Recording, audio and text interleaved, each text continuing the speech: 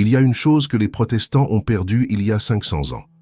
Une chose essentielle instituée par le Christ lui-même. Et le plus troublant, c'est que la plupart des catholiques eux-mêmes ne savent pas ce que c'est, ni pourquoi c'est irremplaçable.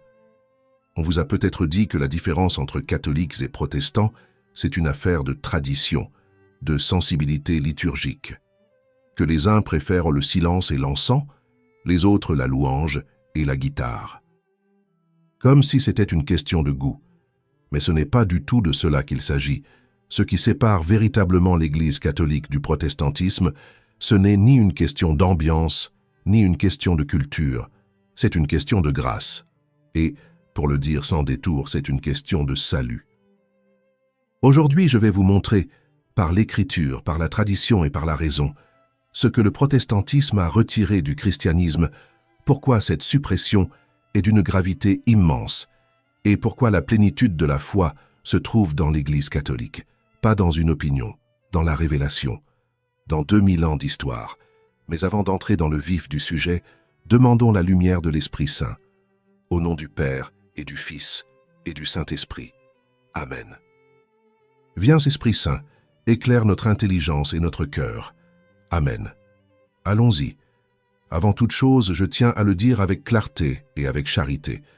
Ce que vous allez entendre n'est pas une attaque contre les protestants. Les chrétiens protestants sont nos frères baptisés. Et dans un monde qui s'acharne à effacer le nom du Christ de la vie publique, nous partageons avec eux des combats essentiels. Cela, il faut le reconnaître avec honnêteté. Mais l'amour de la vérité nous oblige à poser une question que beaucoup esquivent. En France, le protestantisme évangélique progresse. Il progresse dans les banlieues, dans les territoires d'outre-mer, sur les réseaux sociaux. Des catholiques quittent l'Église sans comprendre ce qu'ils laissent derrière eux. Ils partent parce qu'ils se sentent mieux accueillis ailleurs, parce que le culte leur paraît plus vivant, parce que quelqu'un leur a dit que seule la foi suffit et que tout le reste est une invention des hommes. Alors la question mérite une réponse sérieuse. Pas un slogan, pas un réflexe identitaire, mais une réponse qui tient devant Dieu, devant l'Écriture et devant la raison. Pourquoi être catholique et non protestant? Qu'est-ce que l'Église catholique possède que les communautés protestantes n'ont pas? La réponse tient en un mot que vous allez comprendre en profondeur d'ici la fin de cette vidéo. Ce mot, c'est les sacrements. Les sacrements. Pour comprendre ce que ce mot signifie vraiment et pourquoi le protestantisme a commis une erreur considérable en les supprimant, il faut remonter 500 ans en arrière et regarder honnêtement ce qui s'est passé. Au XVIe siècle, l'Église traversait une crise morale profonde au sommet de sa hiérarchie. Le pape Alexandre VI menait une vie scandaleuse. Des évêques vivaient comme des princes mondains et le trafic des indulgences était devenu un commerce honteux. Je ne minimise rien de tout cela.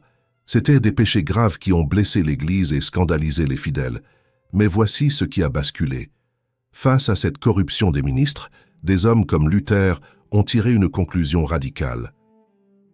Si les prêtres et les évêques sont corrompus, et si ce sont eux qui administrent les sacrements, alors supprimons la nécessité même des sacrements. Que reste-t-il? La foi seule. Sola fide. Et d'un coup, tout le système sacramentel que le Christ avait institué et que l'Église avait transmis pendant 15 siècles a été démantelé. Le baptême est devenu un simple témoignage symbolique. L'Eucharistie est devenue un souvenir, un morceau de pain ordinaire. La confession a disparu. L'ordination sacerdotale a été abolie. Pour résoudre un problème moral réel, on a inventé une théologie entièrement nouvelle. Mais on ne soigne pas un mal en supprimant le remède.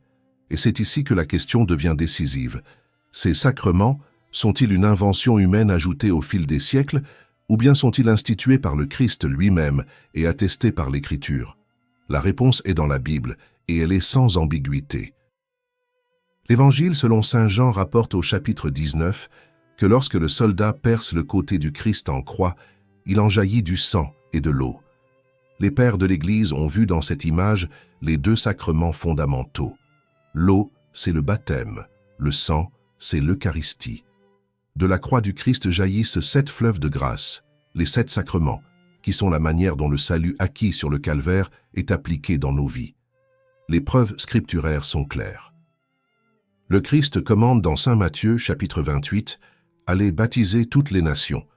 Dans Saint Jean, chapitre 6, il déclare « Si vous ne mangez pas la chair du Fils de l'homme, vous n'avez pas la vie en vous ». Ce ne sont pas des images, ce sont des paroles d'une radicalité absolue. Et beaucoup de disciples l'ont quitté ce jour-là parce qu'ils les ont prises au sens littéral. Jésus ne les a pas rappelées. Au chapitre 20, le Christ ressuscité dit aux apôtres « Ceux à qui vous remettrez les péchés, ils leur seront remis ». C'est la confession. Saint Jacques écrit « Quelqu'un est-il malade ? Qu'il appelle les anciens et qu'il prie sur lui après l'avoir oint d'huile. C'est l'onction des malades. » Saint Paul écrit à Timothée de ne pas négliger le don conféré par l'imposition des mains. C'est l'ordination. Et dans l'épître aux Éphésiens, il dit de l'union de l'homme et de la femme. Ce mystère est grand, je le dis en référence au Christ et à l'Église. C'est le mariage, tout est là. Et dès le IIe siècle, saint Irénée de Lyon, ici en Gaule, sur le sol de France, enseignait déjà la présence réelle du Christ dans l'Eucharistie. L'Église vivait les sacrements bien avant que le canon de la Bible ne soit fixé. Ce n'est pas l'Église qui a inventé les sacrements. C'est le Christ qui les a institués, les apôtres qui les ont transmis, et l'Église qui les a fidèlement gardés pendant 20 siècles. Mais quelqu'un pourrait objecter, et l'objection mérite d'être prise au sérieux. Si la foi est sincère, si l'amour pour Dieu est réel, est-ce que cela ne suffit pas? La réponse de l'Église est d'une honnêteté admirable. En théorie, oui, c'est possible, mais à une condition extrêmement exigeante. Il faudrait posséder ce que la théologie appelle une contrition parfaite, c'est-à-dire un repentir motivé uniquement par l'amour pur de Dieu, sans aucune considération de récompense ni de punition. Un amour tellement désintéressé que même s'il n'y avait ni ciel ni enfer, vous diriez du fond du cœur « Seigneur, je regrette de vous avoir offensé parce que vous êtes infiniment bon. » Voilà la contrition parfaite, et elle est extrêmement rare. Même les saints la trouvaient difficile. Or la plupart d'entre nous, soyons honnêtes, nous sommes comme le Fils prodigue. Nous revenons vers Dieu parce que nous souffrons, parce que le monde nous a déçus, parce que nous avons touché le fond. Le Fils prodigue ne s'est pas levé par pur amour pour son Père. Il s'est levé parce qu'il avait faim. C'est une contrition imparfaite mais réelle. Et voici toute la beauté du sacrement de la confession. Dans la parabole, le Fils revient avec sa contrition boiteuse, hésitante. Mais le Père court à sa rencontre. Il comble la distance. C'est exactement ce que fait le sacrement. La confession, c'est Dieu qui vient combler la distance que notre faiblesse ne peut pas franchir. Le sacrement supplée à l'imperfection de notre amour. Vous saisissez ce qui est en jeu? Le protestantisme exige implicitement de chaque croyant un acte d'amour parfait que même les grands saints trouvaient ardu. L'Église catholique, elle, offre un sacrement qui accueille notre faiblesse et la transforme en grâce. Et pour que cela ne reste pas abstrait, réfléchissons à une situation très concrète. Imaginez une personne de votre entourage qui décide de quitter l'Église catholique pour rejoindre une communauté évangélique. Elle se sent mieux accueillie. Le culte lui paraît plus vivant. On peut comprendre humainement. Mais posez-vous cette question. À l'heure de sa mort, qui lui donnera l'absolution? Qui lui donnera l'onction des malades? Qui lui donnera le viatique, le corps du Christ, pour le dernier voyage vers l'éternité? Ce n'est pas une question d'ambiance, c'est une question de vie éternelle. Permettez-moi maintenant de répondre aux 3 objections que l'on entend le plus souvent. Premièrement, l'Église a ajouté des choses qui ne sont pas dans la Bible. Nous venons de montrer le contraire. Chaque sacrement a son fondement scripturaire. Et rappelons que c'est l'Église catholique elle-même qui a fixé le canon de la Bible au IVe siècle. Le protestant qui brandit la Bible contre l'Église utilise un livre que cette même Église lui a donné. Deuxièmement, ce qui compte, c'est la relation personnelle avec Jésus, pas les rites. Mais les sacrements sont précisément la manière que le Christ a choisie pour entrer en relation avec vous. Refuser les sacrements au nom d'une relation personnelle, c'est refuser la manière dont Jésus lui-même a voulu vous rejoindre. Troisièmement, les prêtres sont pécheurs, donc le système est défaillant. C'est exactement l'erreur de Luther. La grâce du sacrement ne dépend pas de la sainteté du ministre, elle dépend de l'action du Christ. Le sacrement agit par la puissance du Christ, non par le mérite de celui qui l'administre. Si la grâce dépendait de la perfection du prêtre, aucun sacrement n'aurait jamais été valide, parce qu'aucun homme n'est sans péché. Alors, concrètement, qu'est-ce que vous faites avec tout ce que vous venez d'entendre? Premièrement, si vous êtes catholique et que vous n'êtes pas allé vous confesser depuis longtemps, allez-y cette semaine. Vous avez compris pourquoi ce sacrement est un trésor inestimable. Ne le laissez pas inutilisé. Dieu vous attend dans ce confessionnal, non pas pour vous juger, mais pour courir à votre rencontre comme le père de la parabole.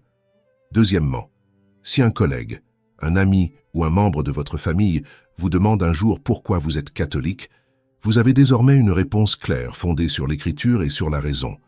Donnez-la avec charité et avec assurance. Troisièmement, lisez le chapitre 6 de l'Évangile selon saint Jean, en entier, lentement.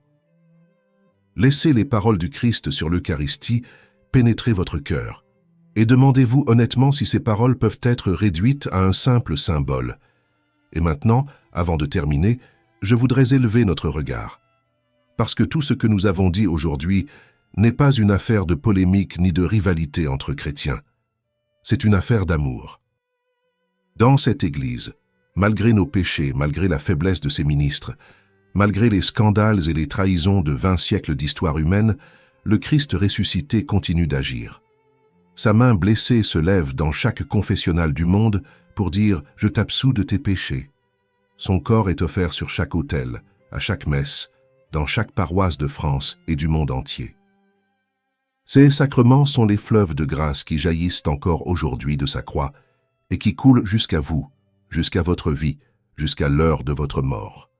Nous sommes héritiers de ceux qui ont bâti Chartres et Notre-Dame de Paris, de ceux qui ont cru quand c'était difficile, de ceux qui ont donné leur sang pour cette foi. La France est la fille aînée de l'Église, non pas par nostalgie, mais par vocation. Et cette vocation est toujours vivante. Un jour devant Dieu, vous comprendrez le prix de chaque sacrement reçu, chaque absolution, chaque communion, chaque onction. Tout aura compté. Comme le disait sainte Thérèse de Lisieux, tout est grâce. Si cette vidéo vous a éclairé, partagez-la avec quelqu'un qui en a besoin. Que Dieu vous bénisse abondamment. Que Notre-Dame, notre Mère, intercède pour vous. La bénédiction de Dieu Tout-Puissant, le Père, le Fils et le Saint-Esprit descendent sur vous et demeurent à jamais. Amen. On se retrouve dans la prochaine vidéo. Restez avec Dieu.